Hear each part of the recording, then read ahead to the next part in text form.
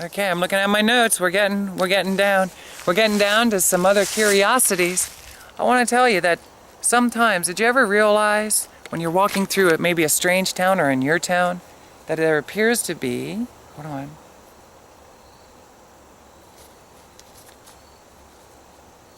Okay. Got one more on this one yet. I've got two more things here to do with this on the road area. You ever go into a town, any town, when you're walking through town and you feel like other people are probably watching you? You feel like you're being watched. Did you ever feel like that?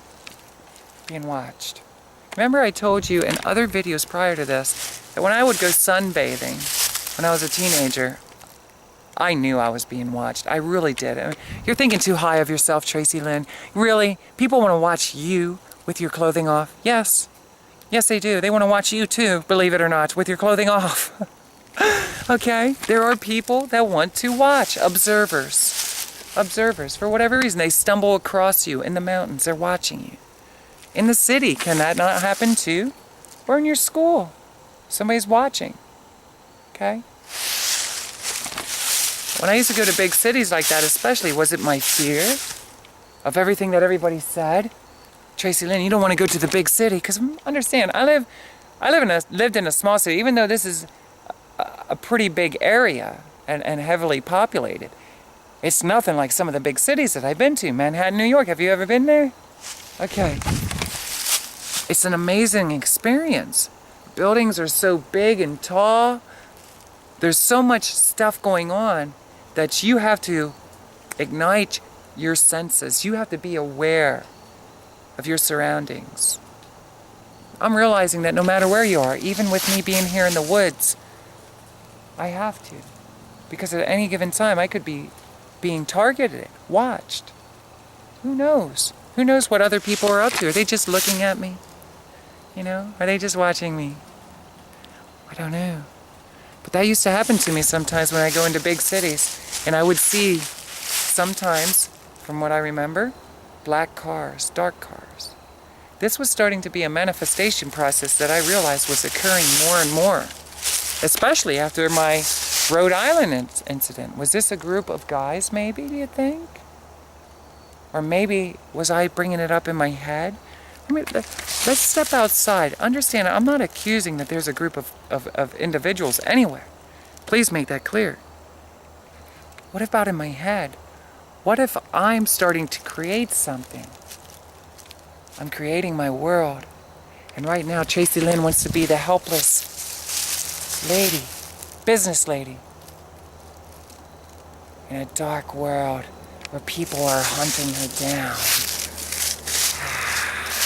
She's prey. Yes, we're gonna sacrifice the witch. We're gonna sacrifice the witch. Tracilyn, also known as VCAT. It isn't going to happen. I know karate, judo, chop. Okay? It isn't going to happen. Okay? I'm making it up in my head. Nobody's stalking me. Nobody's following me. I'm starting to... Did you ever be with a friend and you're like, oh no, I'm not saying all the time. Be aware that just because you see something, it may very well be a realistic occurrence where somebody is really stalking you. Okay? It's hard to decipher. It really is. You don't know until they step up and start walking up to you and start talking to you. You don't know where some of these people are coming from. Understand, this is... I'm trying to... If you give me a chance to get through the remainder years of my life journey, you'll find out that what I'm beginning to realize is what we think about, we bring about. Okay? And our minds, we can connect with people like we do on the internet. This is my belief. And we can connect our minds. Okay? Like a network. We can come together, no matter where we are. We can start drawing each other together. That's why it's very important that you get to know who you are immediately. Immediately. The sooner you get to know who you are and you're honest with yourself, forget what everybody else is telling you who you are. Don't believe what everybody else is saying unless they're saying positive things like that. You gotta, you gotta believe, like in situations like that. If I didn't believe that it being at my age, it was too late. If I believed it was too late, he's telling me it's too late, It's not too late, and I'm saying no, it is. Okay, I'm in agreement with that. Because I believe it, it's going to be true for me. But then some guy, 60 years old, he comes along with his cane, and he says, it's not too late, honey. Not for me.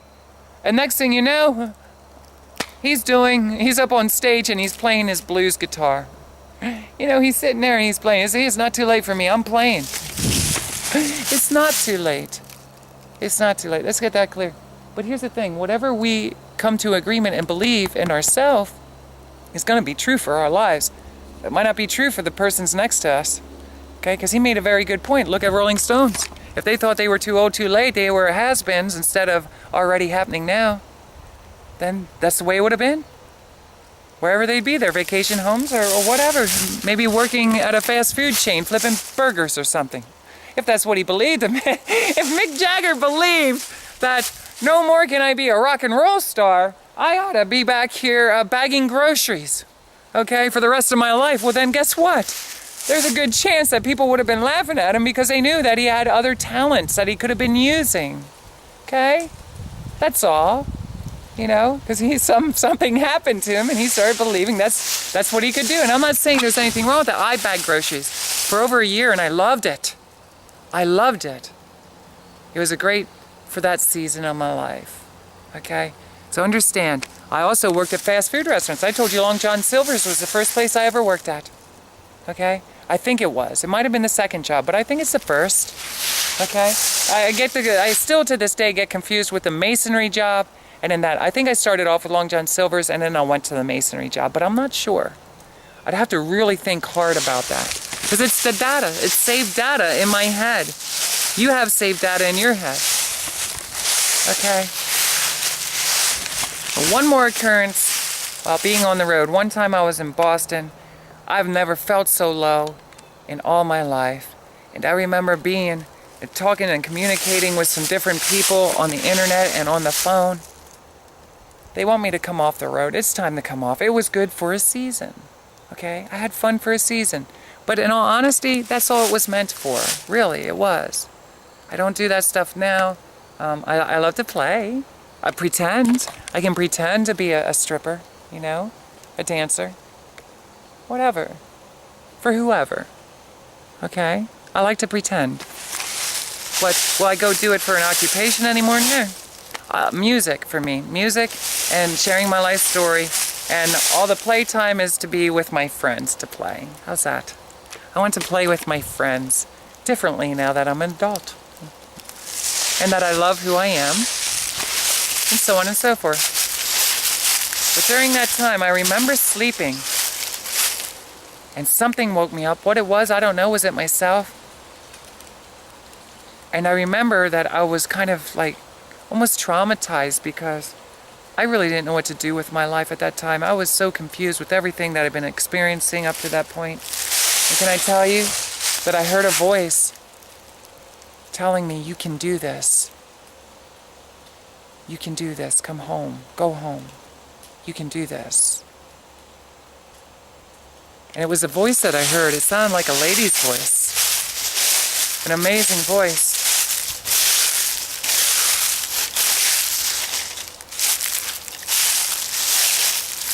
I got goosebumps. Look at this. Can you see that?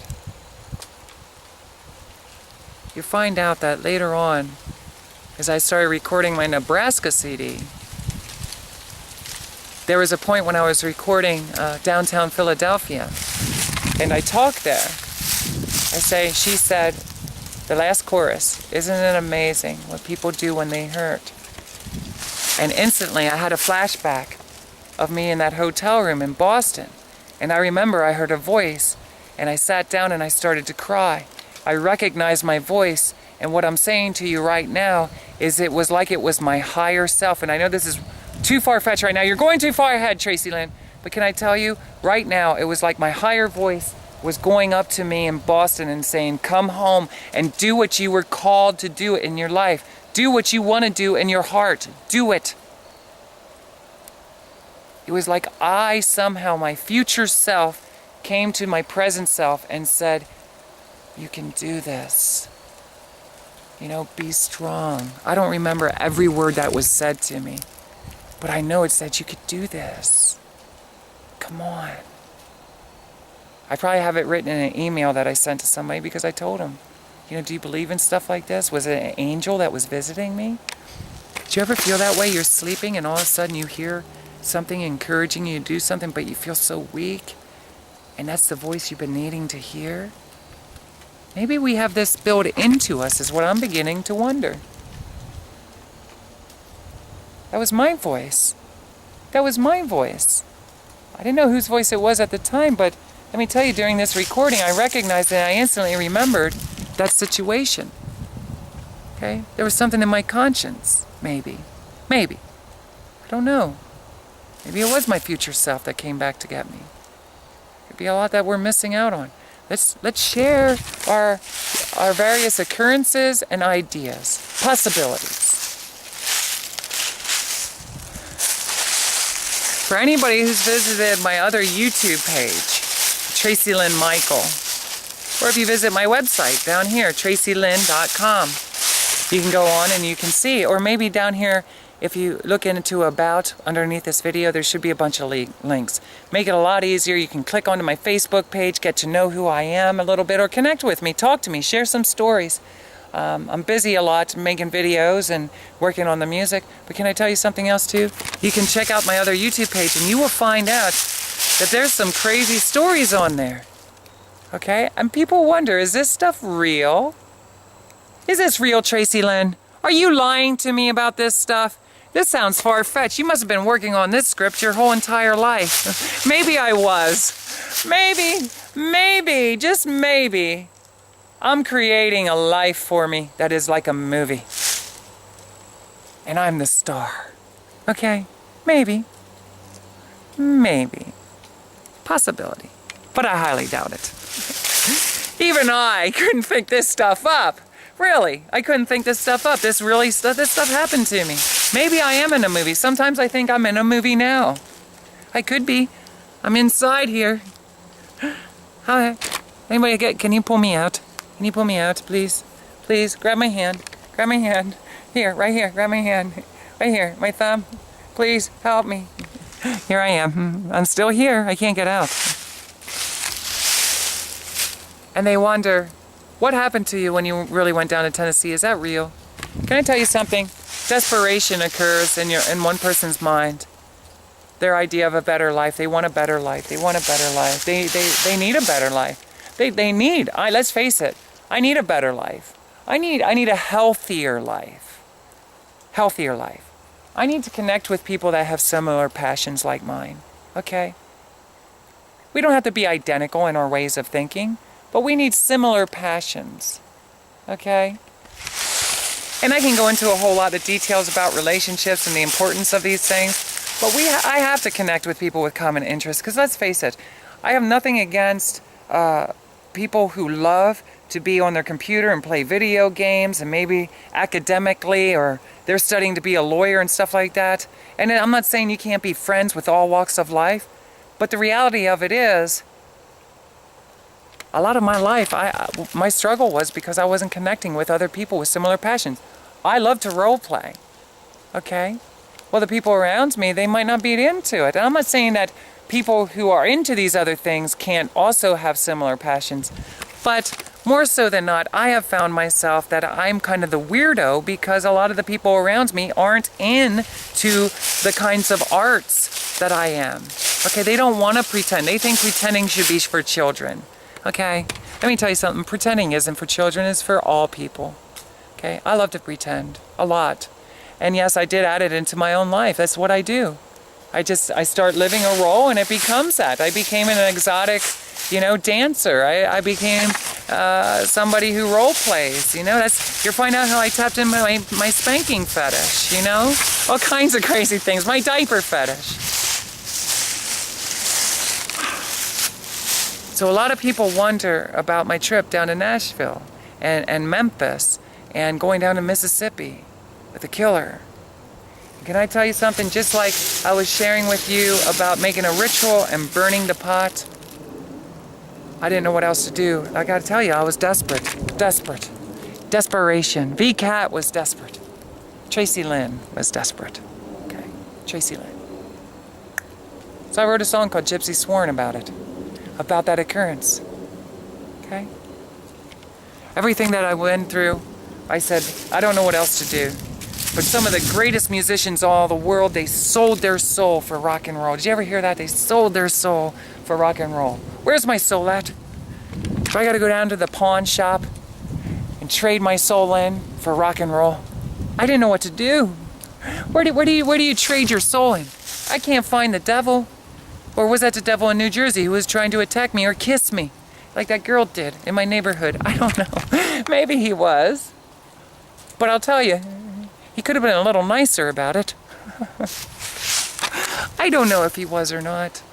Okay?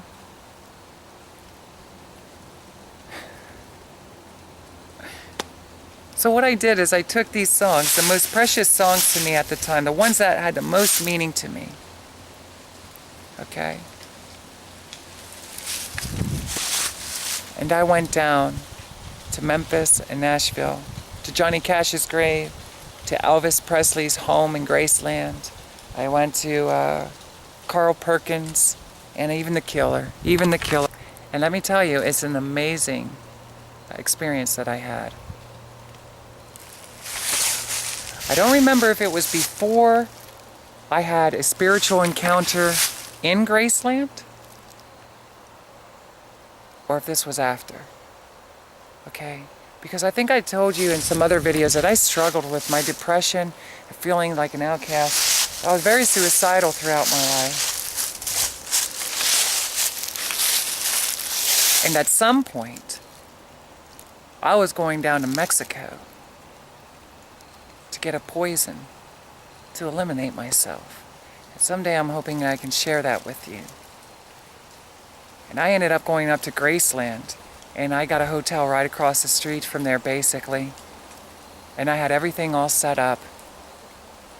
Tracilyn, also known as V-Cat, was about ready to say bye-bye. Bye-bye. Bye-bye. I had enough. I can't take it anymore. I don't know what to do. I feel like I'm running around at the bottom of the barrel here trying to survive, and I'm getting kind of tired of it, guys.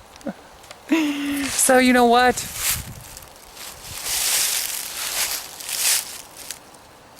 During that time of wanting to eliminate myself, if you will, I drove around the country going to different places that I've always dreamed of going.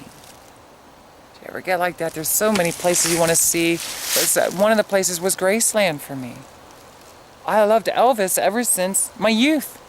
I want to go in Graceland. I want to feel the energy of what it was like, you know, to be in the home of Elvis. This is very deep for me.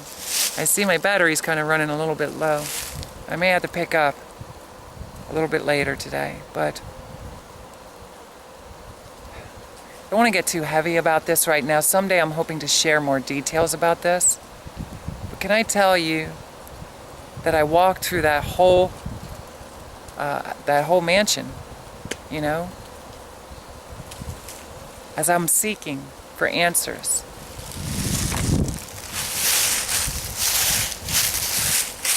And I felt like I was connecting with something in my mind. Did you ever feel that way?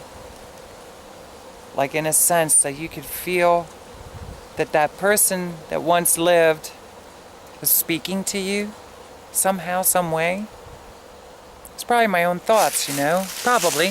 Maybe flashbacks. I've seen every one of his movies by that time, probably. You know, or just after that I started watching them again. I know I've seen them all throughout my life. I listen to his music all the time. So maybe my mind and my conscience is calling up, and instead of using my voice or a voice of my parent or somebody else, it's using Elvis Presley's voice to talk to me. Okay? Maybe. Some people would say God was speaking to me. We go through there, and I start to feel this energy. Can I tell you this? It was life-changing for me. It was life-changing. I felt like the king of rock and roll was speaking to Tracilyn, building me up hope. And I'll share that another time. I say that a lot. I got so much to talk about yet today. And I want to finish up the spiritual journey. That's very important to me, to wrap things up in the summary. when I left there, I very well believe that that was the reason why I decided to live. Because I kind of spilled out the poison and spilled out my heart to whatever energy was there. Through my thoughts. Through some silent words. And I ended up going back to Ohio to give life a chance. And I don't remember which happened first, but I think I got a guitar that year and I poured it out into music.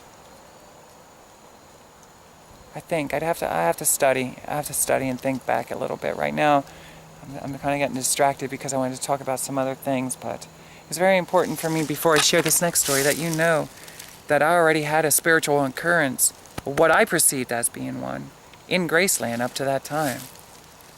Very impactful, and that's my escort story, part of my escort story, and I'm going to try to add all that in, because out in Hollywood, before going there, after going to the Grand Canyon, it's amazing. It's absolutely amazing, the different things that seem to be happening all around me. So, with that being said, Tracilyn became a songwriter, given birth, even though I've been writing songs since I was little. And can I tell you, out of desperation, sometimes people do crazy things. I didn't know what to do. You hear all these stories about the Doors, right? Who is the guy? Who is the guy? I can't think of it right now. You hear crazy stories about Ozzy Osbourne and AC/DC, and you hear about this. And you're desperate. You're desperate. You're not a tough guy of rock and roll. You're a sissy in their eyes. All right? I'm a lady. Let's get that straight. There's a big difference from being a sissy to being a lady. Maybe they're the same. I don't know. You can perceive it the same if you're friends, if you're family. But check this out. So I decided, out of my desperation, that I would put together these 6 songs. And one of them was not written by me. Okay, it was written by a friend of mine. So I felt very strong I could connect. I connected with that song. Whew, these are some very sensitive subjects to be talking about, songs as babies and how they kind of live inside of you and breathe. Music is very spiritual occurrence. I hope I have time to share that with you. So what I did is I took these 6 songs. I'm not sure exactly where I started at, but if I'm not mistaken, somewhere along the lines, it was with the internet. And I was drawn to 50s music. I love 50s rock and roll a lot.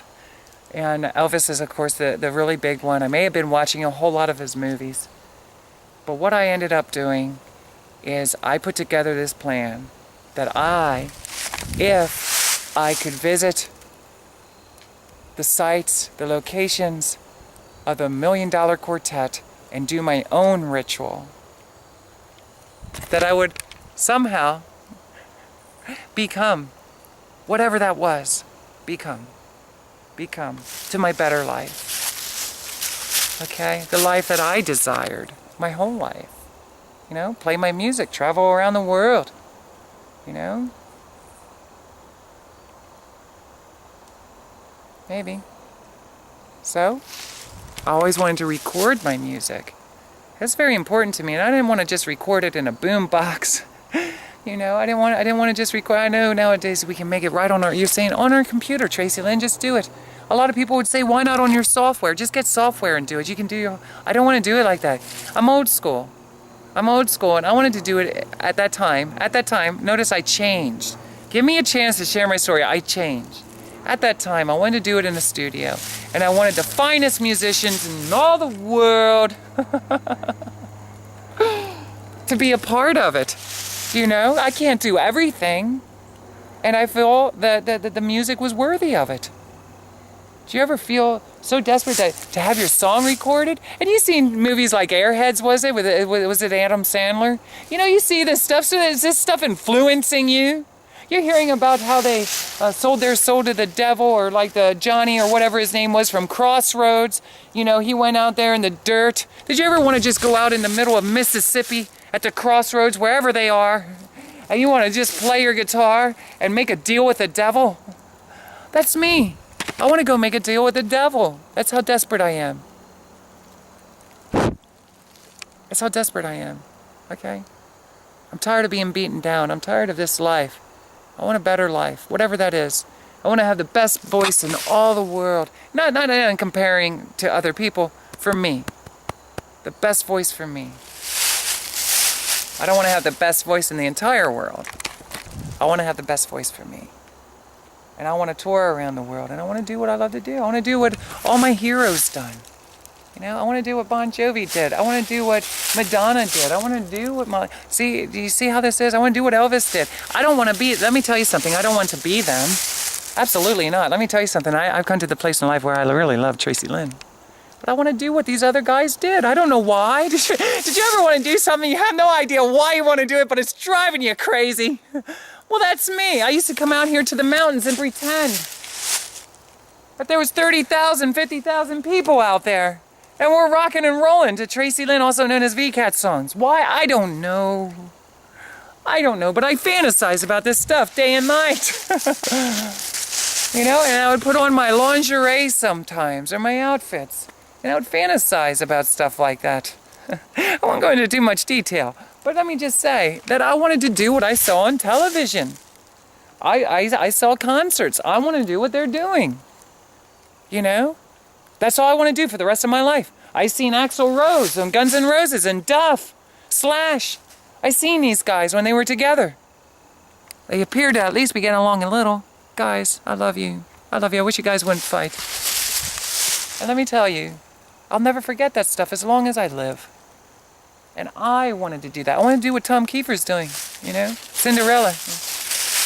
I don't know why. Did you ever want to do something so bad but you don't know why? And people will be like, you just want the money. You just want to be a people pleaser and you want to do it for the money. Blah, blah, blah, blah, blah, blah, blah, blah. That's not true. That's not true at all. I want my own money. There's no doubt about it, because in this world that we live in, obviously, you need money to get things, because resources don't just manifest themselves right before your eyes, or maybe we haven't tapped into it. I haven't tapped into it yet to figure out how. So, you know, I'm thinking of this stuff, even into my later years. That's just what I want to do for the rest of my life. I just want to rock and roll, you know? And I want a big band, you know? And I want to record my music.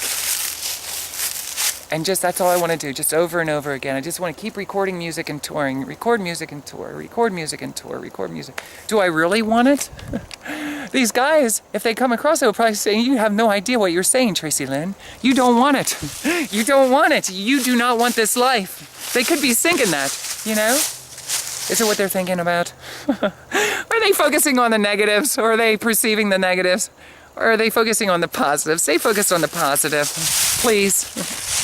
Please stay focused, because everybody always says that. You don't really want this. You don't really want this. You're probably right. I probably don't want anything. Why am I even here? I'll tell you what I don't want.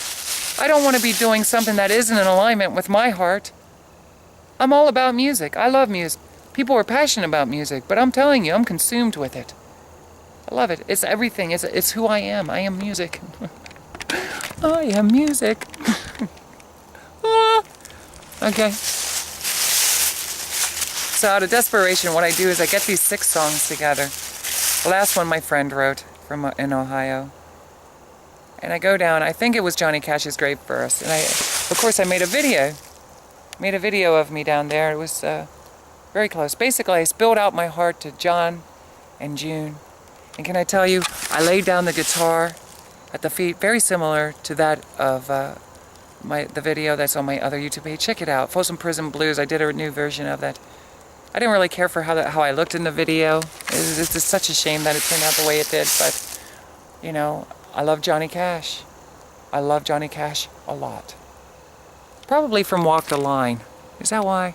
Because my grandparents loved Johnny Cash, and I don't want to get too steered away about my musical life, but my grandfather liked Johnny Cash, and then later on in life, a friend of mine from a church that I went to, I'm just going to tell you, it's a public church, LCBC, they ended up giving me a CD with Walk the Line, and they got the movie one night, and we sat down and we watched it. And basically, she pointed out that she felt that I connected very well with that storyline. You know, tormented mind. And I'm not saying that Johnny Cash was tormented. I'm not saying it. I'm not saying it. Stop it. Stop it before I fall over. I'm not saying that he was... I don't know, okay? We all seen Walk the Line, right? Okay, so you know. But she was saying that I was too hard on myself and I was tormented with things. And I needed to forgive myself of whatever it was. I'm dealing with that stuff now. I assure you, I am dealing with it because I'm done with it. I'm done with it. I will not walk. When I leave here, I will not walk with anything tormenting me from this state. Okay? I won't. I know I won't. I believe it. I want to believe it. I am believing it. I'm convinced. So here's the thing. So I go down to Johnny Cash because he's part of the $1 Million Quartet. And I call this my $1 Million Potion. And I'm not going to tell you everything that was in it. Okay, but this is true. I actually went down there and I sang these 6 songs after spilling out my heart. And can I tell you, when I laid down that guitar, whether it was before or after I sang, I'm not going to get too heavy. I'm not going to tell you exactly the details of the way it went. I laid down that guitar and I began to pray. And I poured out my heart and I was crying.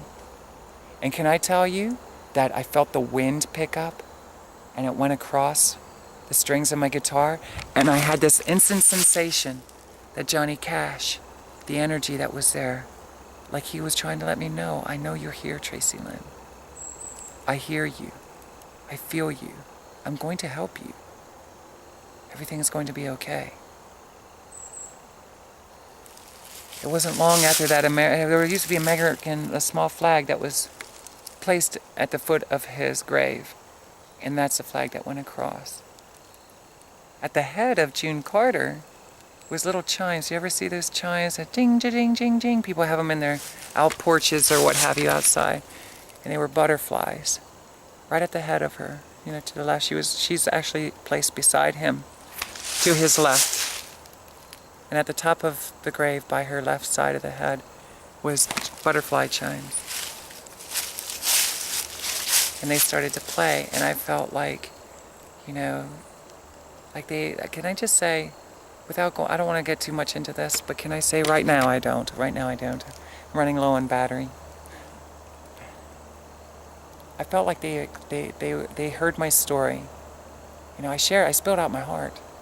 And that they heard my story, and that they were sending a message of approval, that they approved of me and everything was okay. And that everything was going to work out, everything was going to be fine. So I mean, I shared out my life, even down to the fact that I was an adult entertainer, even to the fact that I was transgendered, and I explained to them, I talked to them like normal human beings. That, I'll be honest with you, when I was at the grave, I didn't do nothing weird or talk a weird language. I talked like I'm talking to you, and I shared my story. So you can imagine how long I was there, talking to them. That's how strong I believed. And the occurrence that happened there, can I tell you, I felt, I don't know, I could be totally wrong. If they were alive, maybe they wouldn't have appreciated who I was. Maybe they would have been like, get away, kid, you bother me. I'm going to give you a spanking. Get away from me. Maybe that's what they would say, get away from me. Everybody wants my money, everybody wants something from me. You want my studio, Tracilyn? Get away from me. And then I took some dirt. I was making a potion now, but I was doing it in a ritual. And I took some potion. Or I took some potion. I took some dirt. Okay? We'll get more into that, but I believed with the energy, with the corpse that were there. Very spiritual. I don't want to get too heavily into that right now, but can I tell you, after things that I've started feeling, studying, there's an energy as the body begins to transition itself. Okay? And that energy, where's it going to go? To begin to come up, looking for new life. Little particles. I'm talking what we can even see with the eye. They're looking to reform. Live. They live forever. So I took some of that dirt, believing that. I'm taking some of Johnny and some of June Carter with me. Okay? Taking it with me. Let me see, which house is next? I don't know if it's going to be I went to, which house? Which place that they rest? I'm sorry. Which house are we going to next? Let me see here. So I think it was Carl Perkins. Okay. I actually went there. Basically the same thing. I explained and I told him I was down with Johnny and June. And that this is what I was up to, you know. That I hope they don't mind. I apologize. I apologize for taking some of the dirt. I told him I'm desperate. So I'm sorry, but I did do this, and I hope I don't get in trouble for this. I wasn't trying to rob the grave or anything. Where's the dirt? Just a little bit. And please don't go out and do this. I don't want an outbreak of people finding out that people are going around to graveyards and doing this. Let me just say, this was an isolated incident with myself that I did it out of desperation. And can I tell you something? I don't have what they call a record deal. I have not recorded my music the way that I would love to record it. I am not obviously playing in front of 30,000 or 50,000 people. I'm not doing any of that. I'm not touring the world and singing my music at all. Yeah, in bars, coffee house, I'm not doing it. Am I not doing it because I'm not doing it? Is that it? Do you think of that? Maybe that's why. Why ain't I doing it? Ain't. I'm Pennsylvania Dutch.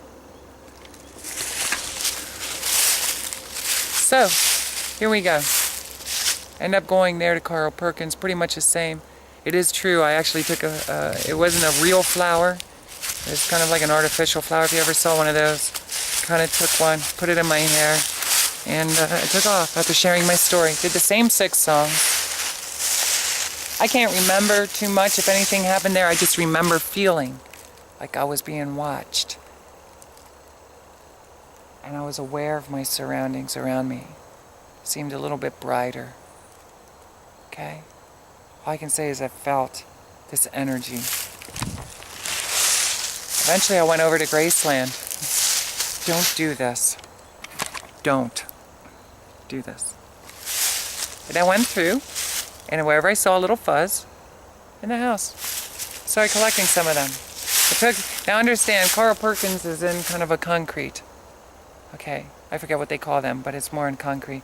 So I just took some dust that was there, kind of rubbed my hand, placed my hand. Greystone, just like I did over with Johnny. I'm not vandalizing, I'm not doing any of that stuff. Went through Graceland, I got some little fuzzies through the yard. I think people started realizing, what is she up to? What is she doing? Being Tracilyn, little child. I'm desperate, leave me alone. Everybody out of the house. I need some time alone with the king. I go through the house, I do what I do, kind of like a ritual inside. I won't go too much outside of exactly the details. But eventually I got to his grave. Now, is this a real grave? Sometimes if you ever wonder that, is that really where Elvis is? Is his body really under there? I gotta be honest with you, I don't know. I don't know. But I did the same thing. I took some dirt, spilled out my heart, more in thoughts. Because you'll find out that when it got night, so whether this was after or if this was before, when it got night, anybody who's been to Graceland knows that when the house is in front of you to the far right, there's like a stone wall that goes up there. A lot of people will sign their names and stuff, and I actually stood on that stone wall. I stood on that stone wall and I sang those songs looking up to the house, and I knew where the grave was because I'd been there before. Okay?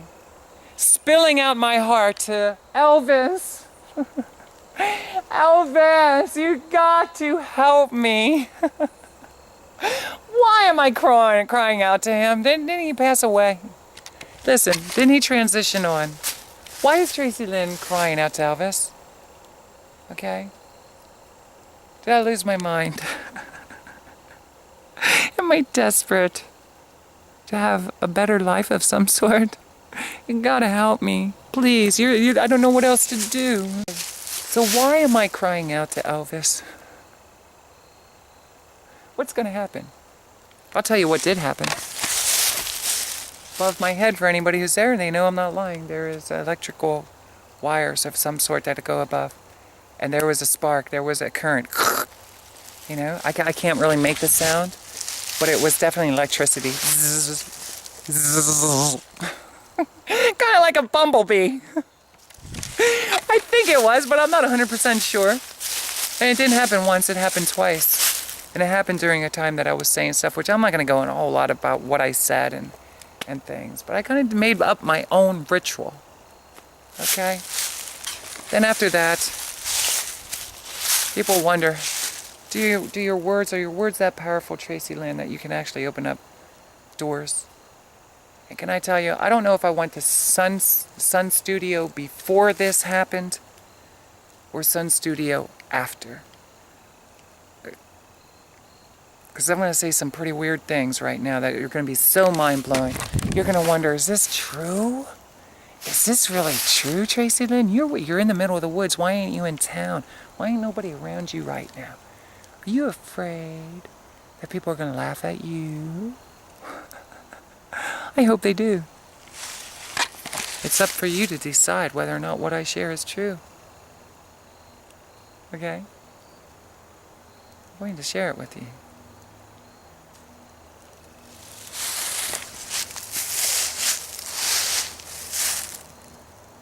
So I'm going to share my experience at Jerry Lee Lewis's ranch, Mississippi.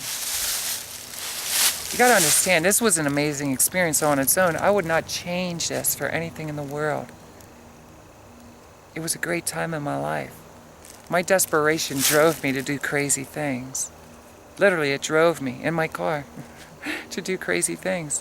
And I enjoyed it. I love doing things that are not in the social norm. This is not right. You're crazy if you do this.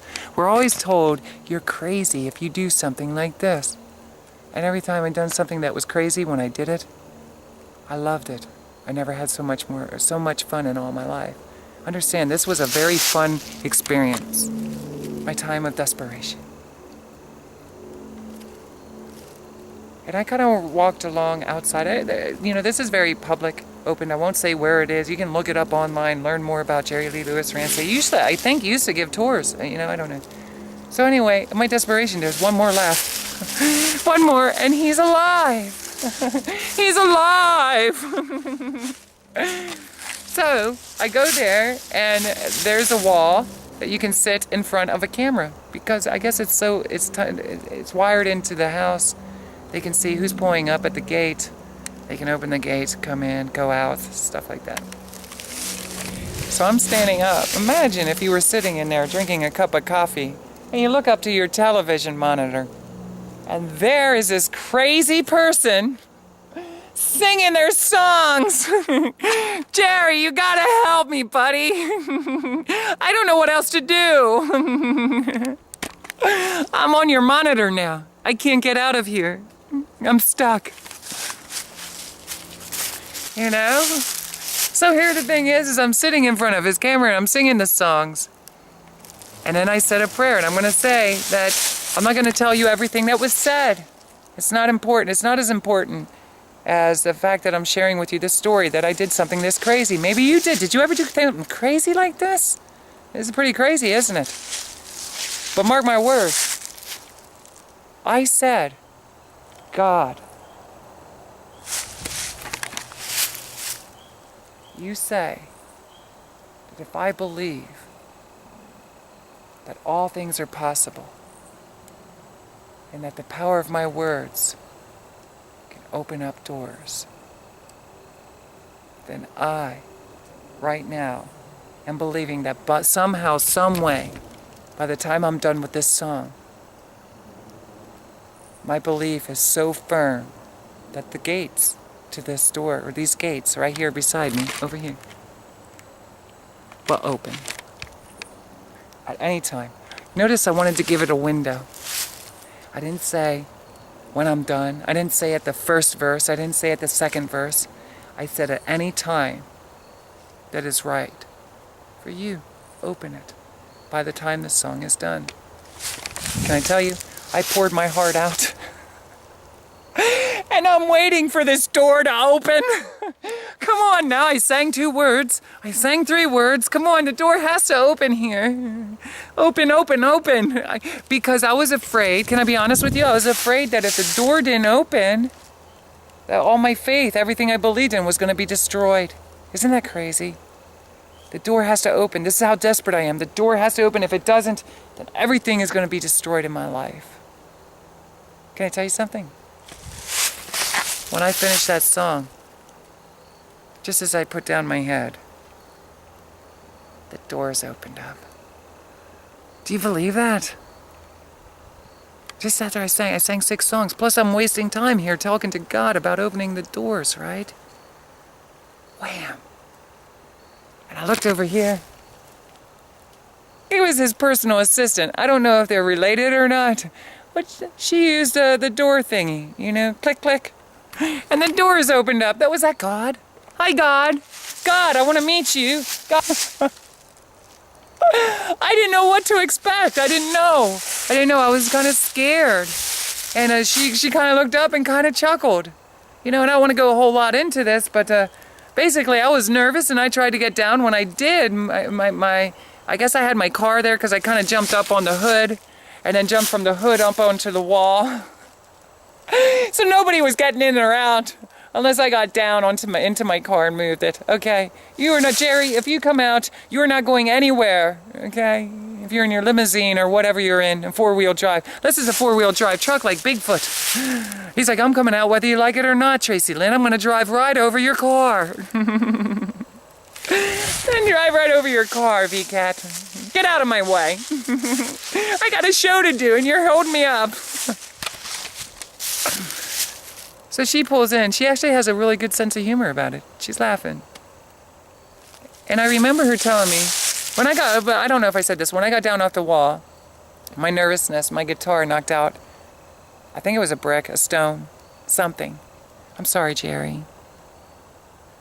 And I actually you'll find out in the end that I ended up throwing this away because I was just so scared to have all this stuff in my possession. Because notice I'm collecting dirt. I'm keeping it in a jar. Let me tell you something. Doing stuff like this, whether it's out of desperation or fooling around, having a good time, testing to see if it works, in the end, it ended up being one of the most scariest experiences of my life. Just let me tell you.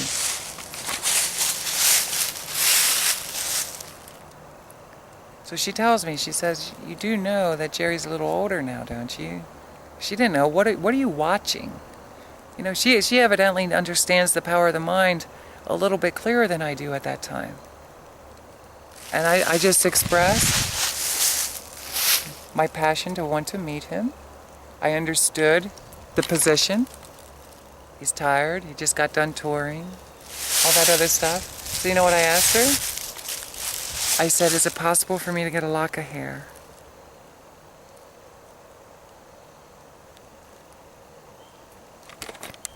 I really wanted a lock of hair from him. I wanted to put in a necklace and wear it proudly for the rest of my life. Okay? Or have it put in my guitar. Like inlaid, you know how you can do it? Inlaid like diamonds and stuff. Imagine having an inlay of one of the most remarkable performers of all time. Rockabilly, you know? I'm a huge rockabilly fan. I love it, I love it, I love it, I love it. I didn't get into it as much as I did into my later years. And I have a different vision, a different, I don't know how to word it. I hear different sounds to still utilize. I'm very passionate about rockabilly, and I think that there's still room to use it in today's world by bringing it together with a lot of other diversities of music. You know, I don't know if I'm saying that right, but you know that it can be blended in and still utilized to reach into the hearts of people. Very much so. I feel very, very passionate about that. So I wanted a lock of hair from Jerry Lee Lewis. Unfortunately, I did not get that lock of hair. Not even one little piece. Are you sure, Jerry? Just a little one? An eyebrow? Eyelash, maybe? Come on, something has to fall out somewhere. And check his pillow. Check on his pillow, his sheets. Back of the car seat. It's got to be somewhere. But what she did do is she did go in, she did talk to him, got him to sign whether he had pre-signed it. Did you ever wonder about that? Did he really sign it? I don't know. I wondered, did he really sign this? Or was it that he had thousands of them already ready to go? Just give her that. Give her that and tell her to get away. Chase her away now. Get her away. Oh, it was quite an experience. Never got to meet him, but she came out, she gave me a picture, and she gave me a candle. A candle from the killer. Oh, instantly. I was kind of down because I didn't get the hair to add to my potion. I'm a witch. I'm a witch. That's what I learned up in Salem. I'm a witch. Okay? I'm putting together my $1 million potion. Because let's just face it, having money and playing in front of thousands and thousands of people, that's what I was born to do. Okay? Why do I need money to do that? I don't know. I don't know. But here's the thing. Check this out. My $1 million potion. I wanted the talents.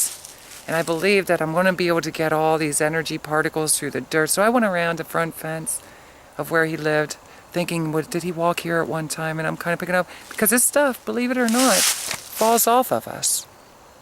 Okay? Skin cells, all this. And I don't want to get too heavily in it, but I never really understood the science of it too much. But I do know this, that there is so much on us that is alive, and is looking to reform itself into other life. That's what I get out of this. So up to this point anyway. So I'm collecting dirt around the gateway and putting it into my little potion. And she gave me a picture and a candle. And can I tell you? That she even gave me the brick, or the stone. The stone that fell when I knocked out with my guitar. I hope Jerry, if he's around and he hears this, that he's not too upset, or his family members and people who own the estate or whatever the deal is. Okay, I don't want to upset anybody. I do not have the evidence. It was a gift. She gave it to me, and that was awesome. I got home eventually, and I took pictures of this and posted it on my Facebook. I wish I still had those pictures. I don't have them anymore.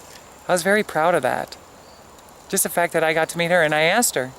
My exact words were, "Could I hug you?" Can I tell you she hugged me?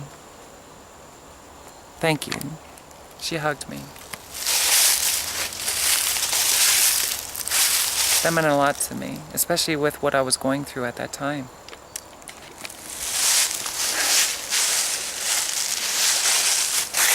At some point, whether it was before or if it was after, I ended up going to Sun Studios. I had to go on the tour. I wanted to see where this $1 million quartet had once performed in a studio. Some people mistaken, oh, Tracilyn, do you want to go as far back to the 50s and record in that studio? To be honest with you, wouldn't that be cool to do a song right where Elvis and the Greats stood? Of course it would. Of course it would. But wouldn't I rather use modern technology? You know, the various soundproofed rooms designed and equipped, you know, to bring out the best and different sounds. Of course, I'd much rather do that, you know. But I had to walk through and see how did the people I admire. I've been watching all of Elvis movies. I've been watching the biography movies at that time on Johnny Cash, learning about the killer, you know. And this is all fascinating to me. Okay, I'm really digging deep into these guys' lives. I don't know what's real, what isn't real. They say you can't believe everything, Tracilyn. I believe that. I believe that is true. You know? So at some point I went through Sun Studio, and I was like a little child. There was somebody who kind of takes you on the tour. He's kind of guiding you around, and he'll tell you stories. You know? A lot of it has to do with Elvis. It seems that's what more people were drawn into wanting to hear. But he'll share stories about Sun Studios and how the king came to be. You know? It's very fascinating. So it was inspirational to me to learn different things about Elvis. Oh, look here. There's a frog. Look. Look. There he is. There he is. See him?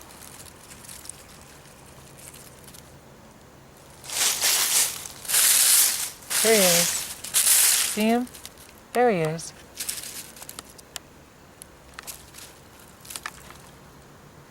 He's hiding. There he is. So we go to Sun Studios and we go through the tour. Let's kind of pick up the pace here a little bit. We go through the tour I'm kind of like a little child. I'm getting to learn about the king. Things that I may have never heard before. Double checking, rechecking. Is this true? Is this not true? Is this in alignment with the things that I've been taught through the television and stuff like that? And it was a great time. I would recommend going. It was for anybody who loves Elvis, who wants to hear the history of rockabilly and stuff like that. This was great. And I remember at the end of the tour, you end up in the studio, the actual studio where these guys recorded years ago. Years ago. Understand, they sweat there. They're working their tails off to make their recordings. You know where Presley was. All that hard work he was putting into it, spilling out his heart and soul. All that's running down his body. Oh. Falling off of his face onto the ground. I would have loved to be there to see him working it. You know what I mean? Seriously, working it. Work it. Work it. Work it. Let's hear that voice. Let's see what you got. I want to see what you got. Tracilyn loves to see men sweat, especially when they're working it. Yes, let me see you work it. So, I got to sit there on my butt. This butt right here.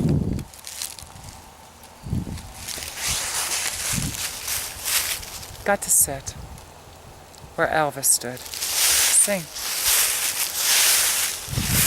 And I gotta admit, I was quite shy about it a little bit because I know I'm thinking different than everybody else. I'm there, I'm saturating, I'm like looking. You know how often he stood here, and if it's true, is it true? It might not even be true. You guys were lying to me the whole time. He was standing over there. It was an illusion, Tracilyn. They didn't even go into that building. It was across the street at one time. I don't know. We only know what we've been told. I'm gonna sit here because he said that's where he stood. Okay, can I tell you that I sat there like a little child as he was telling the stories? And at some time they were passing around one of those microphones that they used in the 50s. And I wanted so bad. Was that the original one? Was that the original one? Are you lying to me? Come on, guys. Is this real? Because let me tell you something. If it is, I'm at least going to kiss it. I want to smell it. I want to smell it. But Tracilyn, millions of people have touched that microphone since then. You don't want all that on your body. You don't want to inhale that. No, but I did. I really did. And can I tell you something else?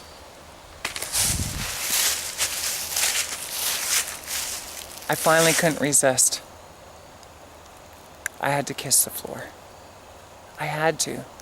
Knowing everything that I studied, my belief system, the way I wired it to believe, I want those cells right down here. Whatever it is, whatever those things are down there, they're alive and they're seeking. They want to live. They want to live. They want a new life form to take over. And can I tell you something?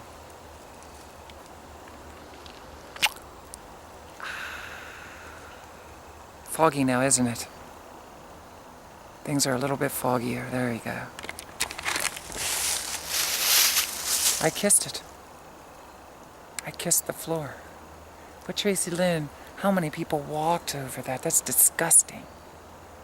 Yeah. Desperation. Desperation. And I'll tell you what, I was so infatuated for Elvis that my desires for what it was that I was seeking to do didn't matter to me as much as connecting with his own energy. I wanted his energy. I wanted to feel it. Yeah, in the depths of my soul. And because I have a different belief system than a lot of people I know, I believed it could be made possible. All of a sudden, just like now, I'm forgetting about all that I wanted. I don't care about the money. I don't care about the music. What I really was, I was in love with the king. It's true. Did you ever watch and listen over and over and over and over to someone specific, a band, somebody on television, a talk show host, watch a movie, and just fall madly in love with someone? Even if they supposedly transitioned on? Well, maybe you haven't, but I have. And everyone who knows me at that time knows that I fell madly in love with Elvis Presley. Okay? I love Elvis. A lot. And if he was alive today doing a concert, I would do everything I could to get up on that stage and tackle him. Like when I was in first grade, to give him a kiss. And I would be grateful that he was a little older now, because he'd be less likely to get away. He may try to get away. His security may try to hold me back. But something tells me I would make my way. Okay? Just for one kiss. I don't know, I used to think that if I had that opportunity to kiss him, I would just internally combust. That's how much I loved him. So it doesn't matter what other people say. And I gotta be honest with you, I could really be upset at all the comments, the shady comments that have been made. Alright? Get over it. Get over it. I love Elvis ever since I was a little kid. The image. The image. Okay, I love the image. Elvis was human, or so they say. Maybe he was an alien, one of those lizard people. Maybe. Maybe he was a lizard person. I don't know, from outer space.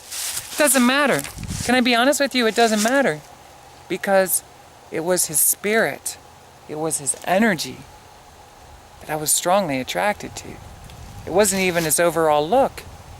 You know, it wasn't just his look. It was the energy. The energy. And anybody who lived during those times, or anytime you put on an Elvis record, you listen to it, you can feel that energy. It came through the music. He was saturated in that music. It wasn't just like he stood up to the microphone to sing. It wasn't like that. Very special, and I don't want to get too heavy about that. It could be just my opinion. Because I was in love with Elvis. Okay? And understand, this transitioned for years. For years. And all the guys of rock and roll that I loved. Country music. It's energy. Energy. Energy. Energy. And I could spend all day talking about this. But can I tell you something? That when I went back to the hotel, I was very disappointed. Because I was staying in West Memphis. It was either West Memphis or just on the borderline. Is it Mississippi or what is over there? I think I was just across on the bridge maybe. I'm not sure. There's like a bridge there. I'm not sure if I had to cross it or not. But I believe if you look at the address at the hotel, because I still have the card, the business card. The address was West Memphis anyway. It was West Memphis address. We didn't have any power in the hotel. At all. No electricity. Okay? So I don't know if they had generators or what, but I do know this. I couldn't use a phone, and I couldn't use my internet. Could I use the lights? I don't even remember that. I'd have to talk back to the lady. I have witness. Get this. Witness. Okay? I'd have to look and then get a hold of the lady. If I have her name still written on. But here's the thing. Check this out. It was on Martin Luther King Drive. I always thought that was fascinating too, because I was a big fan of Martin Luther in my later years. Not so much like I was with Elvis. It was different. It was different for a lot of different reasons. I don't want to get too heavy into that right now. But I would find this odd that a lot of times I would be staying on a Monroe Street or end up on a Monroe Street for some reason. Martin Luther King and I think, did my mind somehow do this? Knowingly or unknowingly, if I'm completely honest. Do you ever feel that way? Am I coming to these places because something in my mind, maybe I was once here before? I don't know. Let's try to figure this out together. This is crazy, Tracilyn.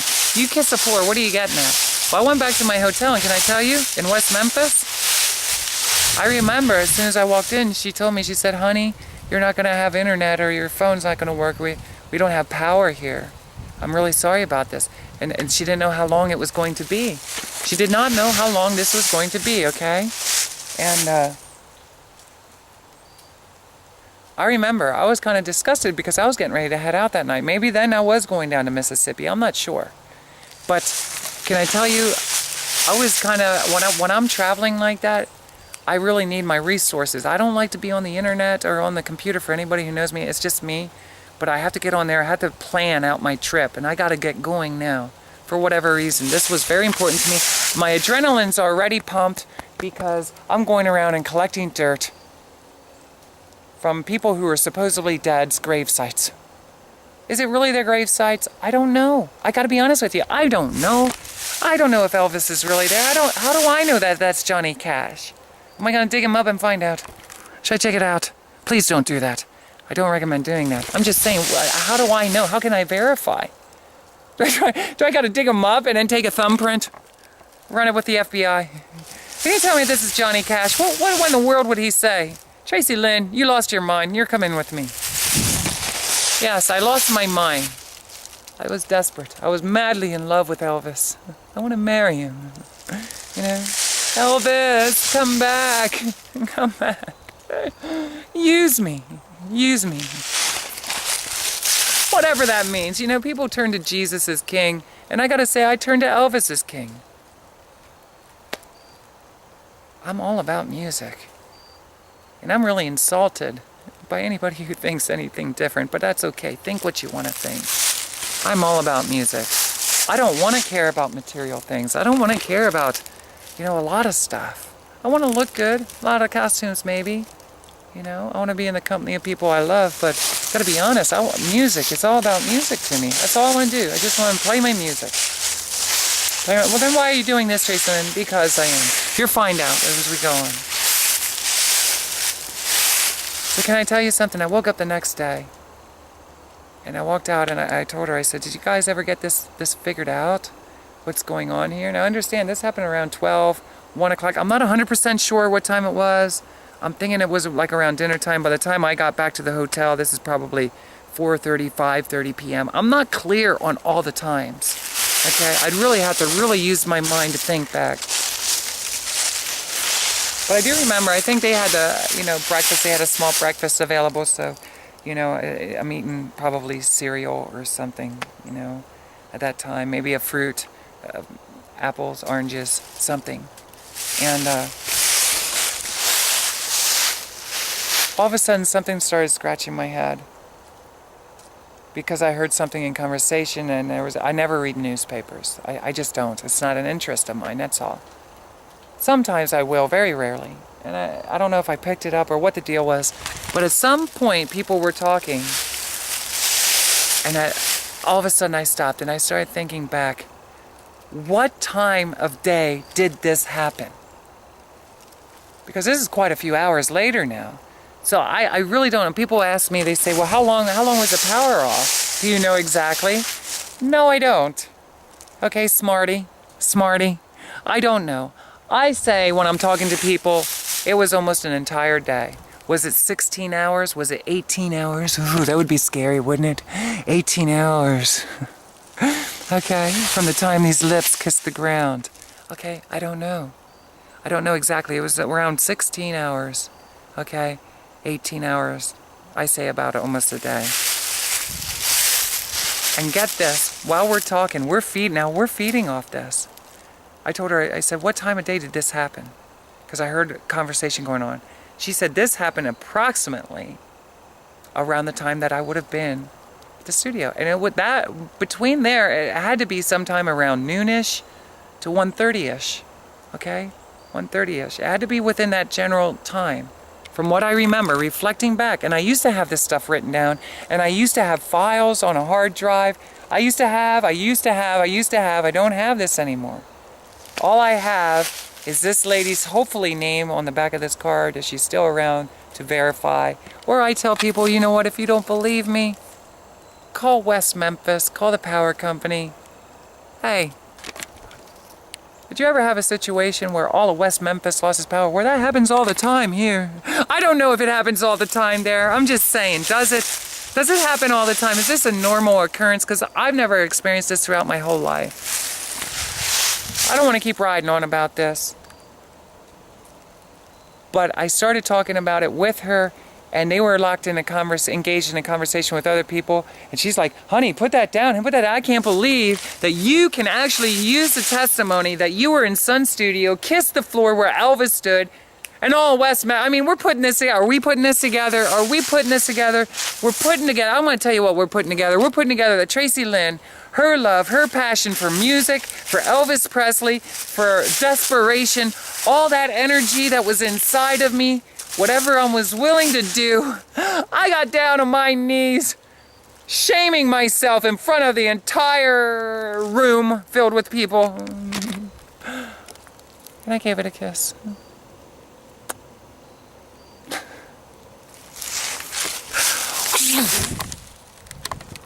West Memphis loses power.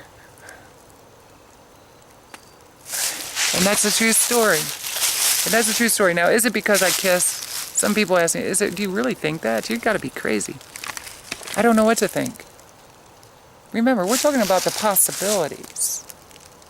We're talking about the possibilities. My whole life, people have been telling me that I was an angel, that they would have dreams.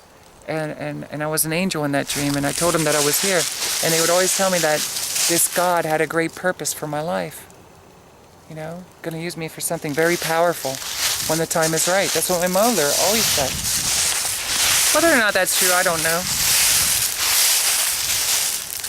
You want to know something else? Eventually I left, and I figured I wrote this all down. And I even had her sign a paper. I mean, I had this stuff written down at one time.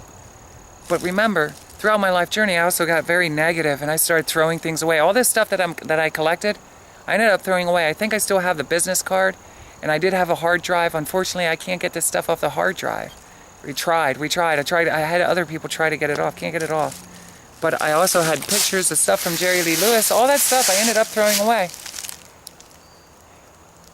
At some point upon my return, on one of my trips going down to Nashville, or if it was going to Memphis,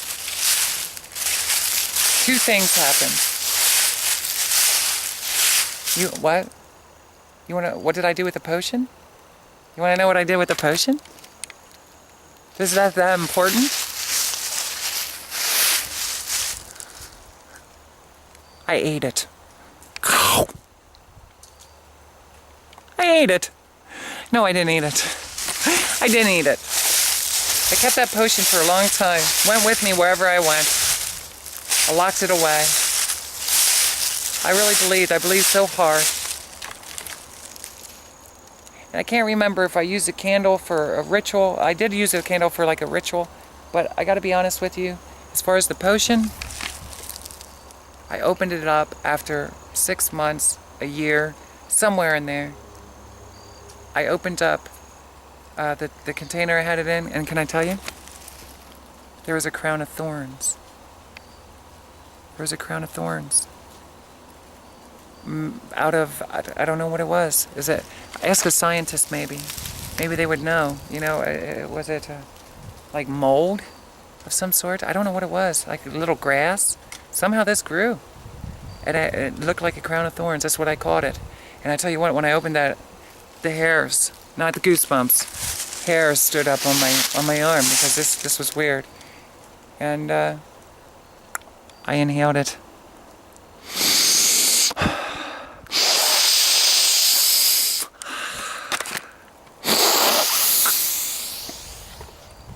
Ah. Oh yes, I inhaled it.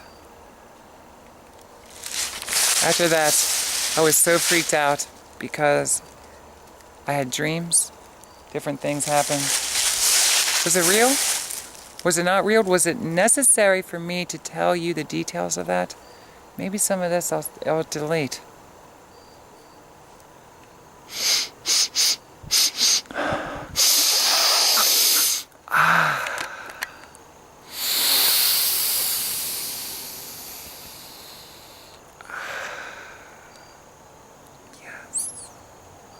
Loved it. Desperation, crazy. Maybe. Maybe, but understand. I've been diagnosed with having a child mentality. Mentality doesn't mean I'm not smart like an adult in some areas of life. I have a childlike mentality.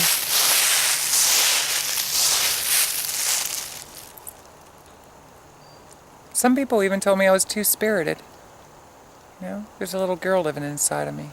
Maybe. I believe I tapped into her.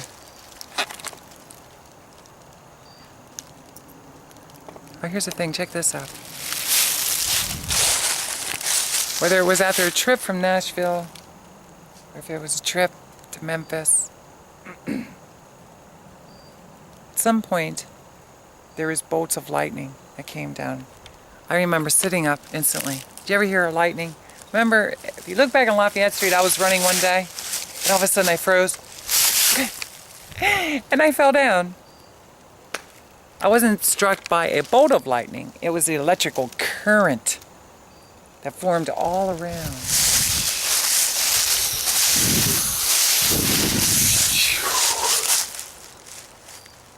I'm dizzy. Formed all around. This happened when I was sleeping. And instead of falling down, I sat straight up. You ever do that? I sat straight up. I was scared. I looked out my window. The next day I told the gentleman I was staying with at his house what happened. I said I was scared. I felt like I was hit by lightning. He told me there was no lightning. You didn't, honey, you didn't get it. He was worried about me. Sometimes when you talk to people and you share stuff like that, they're worried about you. And they worry about you. Why do you feel these things? Why are these things happening to you? You don't have to worry about me.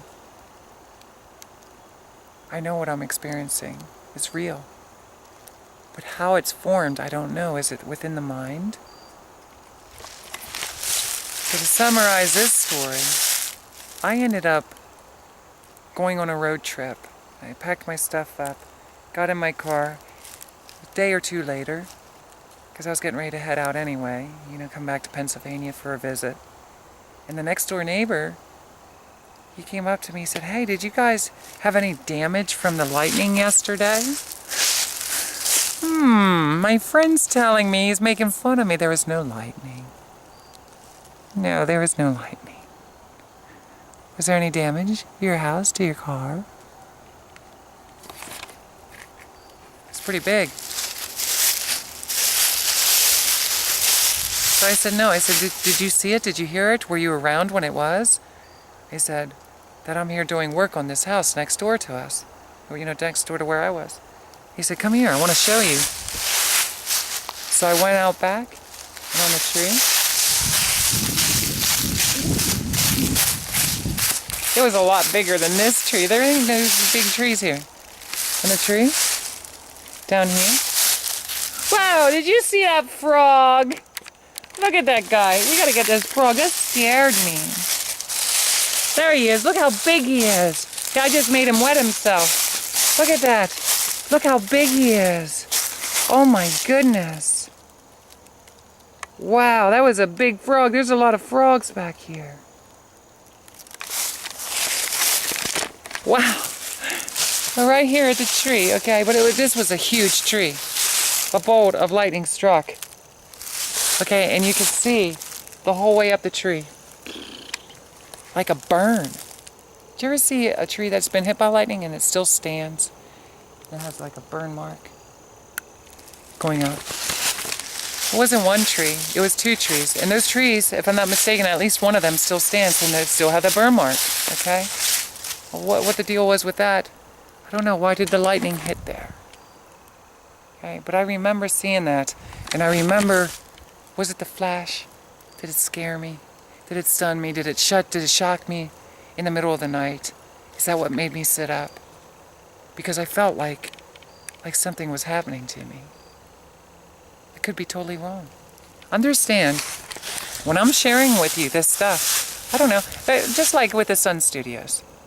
Coincidence? Is it a coincidence? It's for you to decide. Do you ever, hey, why should I not take credit for something like that? Okay? Approximately the same time. Why not? You're gonna find out right now. Eventually I went into my sister's house here in Pennsylvania. And I was on the road from the time I left there. And for a season, shortly after, of kissing the floor, I had an outbreak of cold sores. Really bad. Really, really bad. It was ugly. It made me feel ugly. It looked ugly. It burned. And I didn't know what was going on. Is there a doctor in the house? Are you a doctor? Can I ask you something? Are you a doctor? A nurse? Look at my lips. Look at them. They're not there anymore. I can't remember if I took pictures of them or not. Obviously, I don't want to show the whole world. But, okay, I had cold sores for almost a week. It was like 6 days. And I can't remember if I shared it with my sister or what the deal was. All I know is that they were pouring. I had cold sores before in my life. Was it that time of year? You know, I guess it was like probably in November. You know, I think it was in 2010, 2011. I'm not sure. I have to look back on this. I mean, think so much stuff I've been through in the last couple of years. But this was it. And I'm telling you, I'm taking credit for it. I was taking credit for it.